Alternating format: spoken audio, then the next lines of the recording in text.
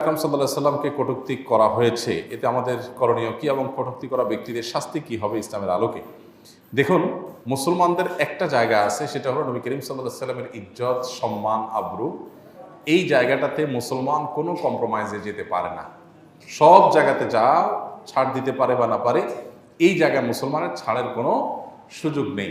সারা বিশ্বের সমস্ত ওলামা একরাম একমত, নবী করিম সাল্লাল্লাহু আলাইহি সাল্লামকে কটূক্তিকারীর শাস্তি হলো চরম শাস্তি, মৃত্যুদণ্ড। অনেক ইমামদের মতে তো এই লোক তওবা করলেও আল্লাহর কাছে তওবা কবুল হবে, এখন তো সে নাজাত পাবে না, দুনিয়াতে শাস্তি তাকে ঠিকই পেতে হবে।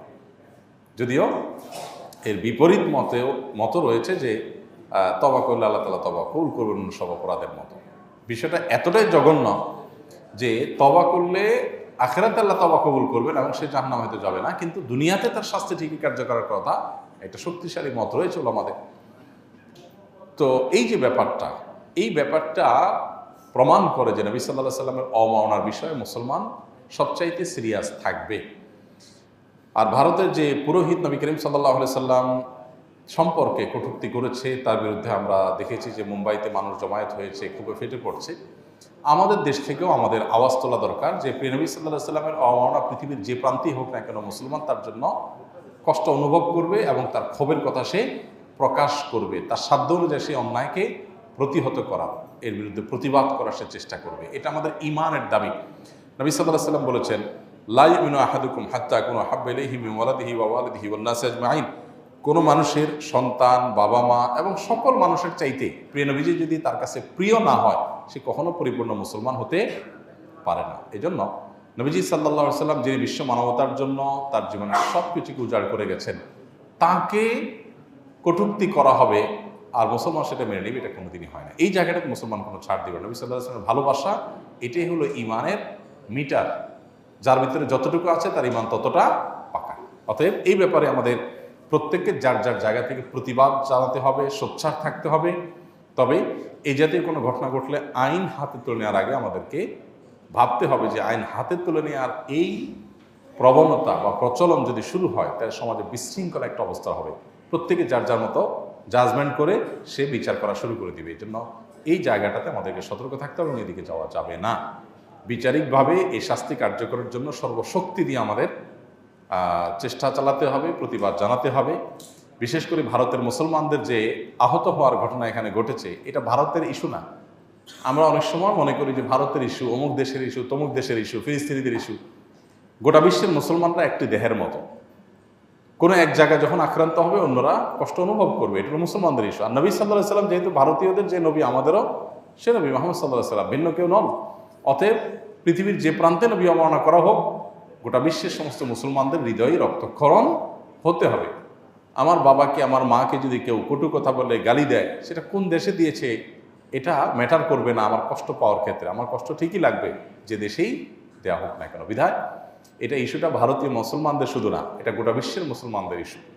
আল্লাহ তাআলা প্রিয় নবী সাল্লাল্লাহু আলাইহি সাল্লামের সম্মান এবং মর্যাদা নিয়ে যারা ছিনিমিনি খেলতে চায়, তাদের দৃষ্টান্তমূলক শাস্তি আমাদের দেখে যাওয়ার তৌফিক দান করুন এবং ভারতের প্রতিবাদকারীদের যেন সফলতা অর্জন করতে পারে আমরা মনে প্রাণে দোয়া করব এবং আমরাও আমাদের শান্তিপূর্ণ প্রতিবাদের মধ্য দিয়ে তাদের প্রতি সহমর্মিতা এবং সহমত্ব এটা আমরা প্রকাশ করবো ইনশাআল্লাহ তাআলা। পাঠ্যপুস্তক সংস্কার ও পরিমার্জন কমিটি নিয়ে আলেমদের তীব্র ক্ষোভ লক্ষ্য করলাম। কমিটি কি এমন করেছে যে কারণে আলেমরা এতটা বিক্ষুব্ধ? সত্যি বলতে আমাদের কোমলমতি শিশুরা তারা স্কুলে, মাদ্রাসায় কি বই পড়বে, এই পাঠ্যপুস্তক সংস্কার এবং পরিমার্জন করবার জন্য যে কমিটি করা হয়েছে, সেই কমিটির আসলে কোনো সিদ্ধান্ত এখন আমাদের কাছে আসেনি, যেটার কারণে ওই সিদ্ধান্ত নিয়ে বিতর্ক হবে। বিতর্কটা হলো যে এই কমিটিতে চিহ্নিত ইসলাম বিদ্বেষীরা রয়েছে। বরং আমি আরও ভালোভাবে বলতে পারি, ইসলাম বিদ্বেষী, ধর্ম বিদ্বেষী, সকল ধর্মের প্রতি বিদ্বেষ লালন করে এই টাইপের মানুষজন এবং ধর্ম সম্পর্কে মিনিমাম জ্ঞান তো নেই বরং বিদ্বেষ আছে, এরকম মানুষজন এই কমিটিতে আছে। বিশেষ করে অধ্যাপক কামরুল ইসলাম মামুন এবং সামিনা লুৎফা, এই দুজনের কথা আমরা আলাদা করে বলতে পারি যে সামিনা লুৎফা তার ফেসবুক স্ট্যাটাসে পরিষ্কার করে তিনি সমকামিতার সমর্থন এর কথা তিনি ব্যক্ত করেছেন। তো একজন মানুষ, তিনি যখন এদেশের প্রচলিত আইন, সংবিধান, এদেশের সকল ধর্মের মানুষের মূল্যবোধের বিরুদ্ধে যা দাঁড়িয়ে যায়, এরকম মানুষ কখনো এই দেশের মানুষের সন্তানরা কি পড়বে সেটা ঠিক করে দেওয়ার জন্য কখনো অথরাইজ ব্যক্তি হতে পারে না। এটা কোনো যুক্তিতেই হতে পারে না। এটা হলো চাপিয়ে দেওয়া। এবং সেই সাথে কামরুল ইসলাম মামুন এই ভদ্রলোকের নানা সময় ধর্মবিদ্বেষী নানা উক্তির কারণে সোশ্যাল মিডিয়াতে সমালোচনা হয়েছে, মানুষ বিক্ষুব্ধ। এইরকম একজন মানুষকে কেন দিতে হবে? দেশে মানুষের তো অভাব পড়ে নাই আলহামদুলিল্লাহ। অতএব এই জায়গাটা থেকে মূলত ওলামা একরাম বিক্ষুব্ধ। গতকালকে মানববন্ধন বোধহয় হয়েছে,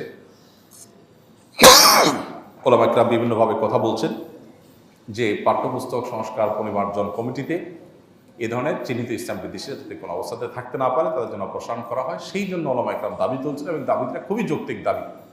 বিশেষ করে যে ছাত্র জনতার বৈষম্যবিরোধী ছাত্র আন্দোলনের মধ্য দিয়ে সরকার গঠিত হয়েছে, যার পিছনে দেশের সর্বস্তরের সাধারণ মানুষদের, ধার্মিক মানুষদের বিরাট অবদান আছে। বিশেষ করে চিটাঙ্গড়ে বসে আমরা কথা বলছি, এই যাত্রাবাড়ি সহ এই সাইডটাতে মাদ্রাসার ছাত্ররা যদি রাস্তায় নেমে না আসতো তাহলে হয়তো বা আজ যে পরিবেশ আমরা পেয়েছি এটা পাওয়াটা কঠিন হয়ে যেত। এর বাইরে শখানেকের মতো মাদ্রাসার ছাত্রের জীবন দিতে হয়েছে, 14 জন হাফেজকে জীবন দিতে হয়েছে। এত কিছুর পরও ধর্মবিদ্বেষীরা ঠিক করে দিবে আমাদের পাঠ্যপুস্তক বাচ্চারা কি পড়বে না পড়বে, এটা কোনোভাবে মেনে নেওয়া যায় না। এই জন্য কামরুল ইসলাম মামুন এবং সামিনা লুৎফা এরা এমন কোনো ব্যক্তি না যে এরা পাঠ্যপুস্তক বিষয় এমন বিশেষজ্ঞ যে এদের ছাড়া কোনো বাংলাদেশে বিকল্প নাই। অতএব এদেরকে সরিয়ে সেখানে উপযুক্ত ব্যক্তি বসানোর জন্য ওলামা একরাম দাবি তুলছেন, খুবই যৌক্তিক দাবি, যে কেন বিতর্কিত মানুষ থাকতে হবে এবং সে দায় কেন সরকারকে নিতে হবে। আমার মনে হয় যে সংশ্লিষ্ট মহল খুব দ্রুতই এ বিষয়ে বিবেচনা করবেন। আমরা